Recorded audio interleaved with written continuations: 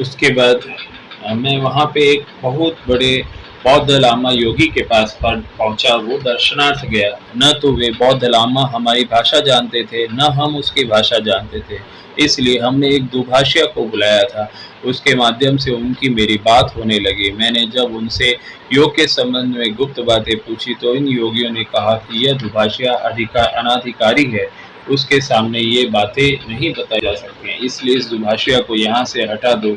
मैंने वहाँ से उसे हटा दिया।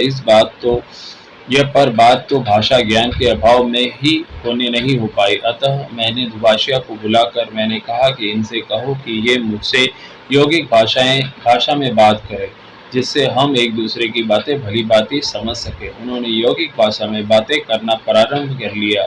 फिर उनकी अपनी यौगिक भाषा में खूब बातें होती रही और उन्होंने प्राणायाम द्वारा अपने शरीर छाती को अधिक फुलाया और हृदय स्थान के पास एक चमकती झिलमिलाती हुई मणि के रूप में अंगूठे के समान जीवात्मा का मुझे साक्षात दर्शन कराया। इससे मुझे बड़ा ही वर्णनात्मक आनंद प्राप्त हुआ। उन्होंने अंगूठे के समान उनको अपनी हृदय के पास में एक जीवात्मा दिखाई और मुझे वहाँ और भी बड़े बड़े सिद्ध योगी मिले, पर उन्होंने अपने संबंध में किसी को कुछ बताने से मना कर दिया। इसलिए मैंने उनके संबंध में किसी से कुछ बताना उचित नहीं समझा। कैलाश मानसरोवर में आज भी बड़े बड़े सिद्ध योगी गुप्त रूप से मौजूद हैं।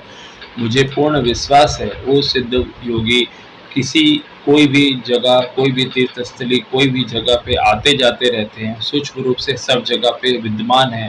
कोई भी गंगा नदी, हरिद्वार, ऋषिकेश, कैलाश, गिरनार, सब जगह पे वो सिद्ध योगी आते हैं, सूक्ष्म रूप से आते हैं।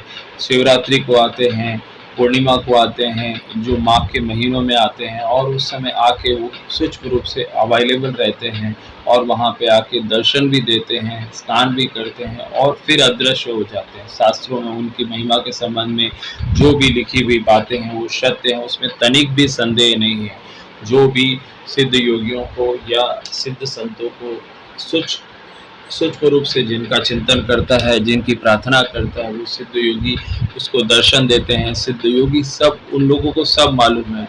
उन सिद्ध योगियों को ये भी मालूम है कि क्या हो रहा है, तुम किस तरह की विचारधारा रखते हो। जब उनको अपने पास तुमको बुलाना होगा तो वो आपको खुद ही रास्ता दे देंगे।